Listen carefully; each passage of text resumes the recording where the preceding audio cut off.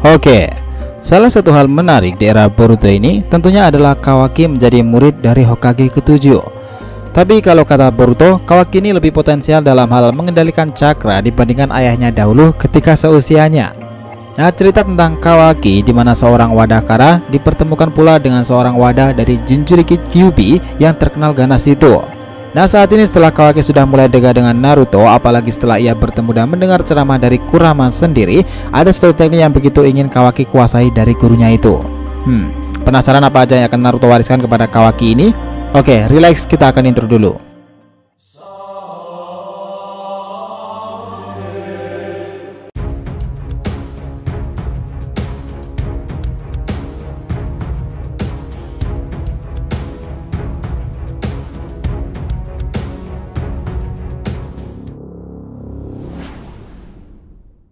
Hai guys, welcome back to the RTV channel. Nah, kali ini kita akan membahas mengenai teknik yang diinginkan Kawaki dari gurunya Uzumaki Naruto. Oke, biar nggak salah persepsi, silahkan simak sampai akhir ya. Nah, seperti yang kita bilang beberapa hari yang lalu, bahwa ada perbedaan cara melatih Naruto antara dua orang muridnya itu di masa lalu dan masa kini. Ya, tentunya adalah Konohamaru serta Kawaki. Nah, jika kita ingat bahwa Konohamaru itu memang dilatih hancur-hancuran dan terbilang mengandalkan logikanya sendiri. Beruntungnya nih, karena Konohamaru ini pintar, ia cepat paham dan melakukan dengan caranya sendiri untuk menguasai teknik-teknik yang diajarkan oleh kakaknya itu. Sementara itu di era ini, Kawaki benar-benar dituntun sampai bisa menggunakan ninjutsunya itu. Hal inilah yang membuat Sarada awalnya sedikit iri, ia mendapati perlakuan khusus dari Hokage. Ya, ini memang wajar sih, karena Sarada selalu berharap dan bertekad jalan hidupnya akan seperti ayah Boruto yang keren itu menurutnya.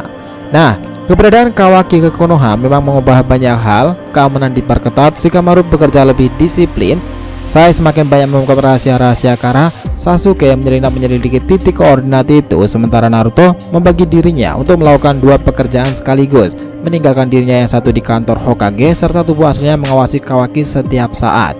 Lalu, apa sebenarnya teknik yang begitu diinginkan Kawaki dari Naruto? Apa bedanya dengan yang diinginkan oleh Konohamaru dahulu? Ya, ada perbedaan besar nih. Dalam kasus Kawaki yang diinginkan hanyalah sebuah teknik Kage Bunshin. Aneh nggak? Kenapa dari semua teknik hebat yang dimiliki Naruto, Kawaki malah tertarik dengan teknik Kage Bunshin? Yang itu merupakan bagian dasar dari proses pengembangan cakra. Ya, ini memang wajar dan masuk akal sih untuk Kawaki. Ingat kata Kurama, bahwa melihat Kawaki saja sudah mengingatkan dengan Naruto di masa lalu.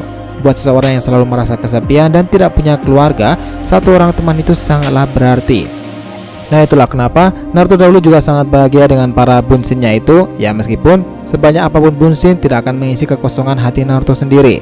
Nah, itu semua jawabannya adalah ikatan pertemanan. Dan seperti katanya, dia adalah contoh nyata dengan semua keberadaan ini. Sementara itu Kawaki yang memang mirip ini melihat Naruto itu menggunakan dirinya lebih dari satu, langsung membuatnya takjub. Karena menurutnya dengan teknik seperti itu dia bisa saling adu pukul dengan bunshin-bunshinnya itu jika kesal dengan menjalani sebuah hidup. Langsung motivasi yang mantap tuh dari Kawaki. Nah, Kawaki memikirkan hal ini karena ia seperti Naruto. Dan jika kita sedikit melompat jauh dalam beberapa chapternya terbaru-baru ini, ingat saat Otsutsuki Ishiki ini dipecundangi oleh Kawaki ketika dirinya diburu oleh waktu? Ya, di sana selepas menanamkan karma dalam tubuh Kawaki, ia pada akhirnya lenyap juga nih. Karena waktu itu Kawaki mengelabuinya menggunakan Kage Bunshin. Dan Kawaki dengan bangga itu mengatakan, "Maaf, sementara ini aku baru bisa menggunakan dua bunshin." Nah, tapi itu sudah menjadi bagian atau peningkatan menarik dan keinginannya tercapai dalam menggunakan bunshinnya itu. Lalu kita masuk ke Sarutobi Konohamaru.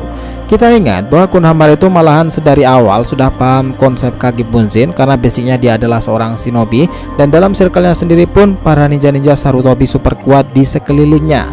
Ditambah lagi pengaruh kuat dari orang yang dihormatinya, Naruto itu, dan Konohamaru sangat mudah dalam menggunakan bunshin, bahkan ribuan sekaligus. Orang ini memang potensial di masa depan. Nah, tapi nih jika kita ingat ada satu teknik yang begitu diinginkan Konohamaru dan Naruto dengan sengaja mewariskannya. Ya, itu adalah Rasengan. Sebenarnya nih untuk kasus Konohamaru itu mewarisi banyak sekali teknik Naruto, mau yang normal atau bahkan yang gak normal sekaligus. Saat itu dimana Naruto baru balik dari sebuah misi, ia langsung menemui Konohamaru dan menceritakan apa yang sudah dia miliki, dan ya, itu adalah Rasengan. Mendengarkan hal itu, Konohamaru ini jadi tertarik akan semua hal ini dan Naruto mengajarkannya. Itulah kenapa cara Konohamaru menggunakan Rasengan awalnya itu sama persis dengan Naruto. Bahkan karena momen inilah Tsunade Senju menjulukinya Konohamaru yang nakal itu sebagai Narutonya kedua di desa Konoha sendiri. Bedanya Konohamaru ini lebih cerdas saja nih, tapi keduanya sama-sama nakal menurut Tsunade Senju. Oke, kita langsung melompat jauh pula. Lihatlah seperti apa Konohamaru sekarang ini. Dia yang mewarisi Rasengan itu di era Boruto sekarang menjadi seorang Jonin elit, dan beberapa kali dengan Rasengan itulah yang menyelamatkan hidupnya. Bahkan jika kita ingat nih, dengan Rasengan itu pula ia menggunakannya dalam adu kekuatan antara dirinya dan Kashin Koji. Kita ingat Koji pun mengatakan hal seperti ini. Sarutobi Konohamaru, Rasenganmu boleh juga? Ya, tidak hanya Rasengan biasa nih, dia Konohamaru ini juga bisa memanipulasi dalam bentuk Odama Rasengan.